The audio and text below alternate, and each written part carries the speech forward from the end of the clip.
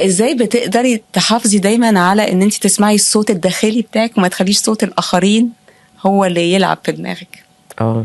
سؤال حلو، سؤال حلو. ان احنا طول الوقت بيحصل لنا تشويش من صوت الاخرين.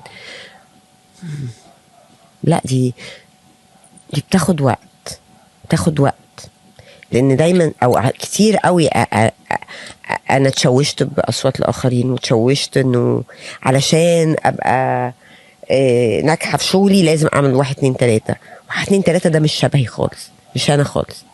طب او عشان ابقى يعني اوصل لحاجه معينه من نقطه A ل B لازم يعني كده حاجه، شيء ما هم بيقولوا عليه انه مهم، بس انا مش شايفاه هو ده المهم. انا مش شايفه ده. كتير كنت بعمل اللي قال لك ان هو ده الصح او ده اللي هيوصلك للنقطه اللي انت عايزاها. ولا انا كنت بوصل، ولا انا كنت مبسوطه من نفسي، ولا راضيه، ولا حابه اللي انا بعمله.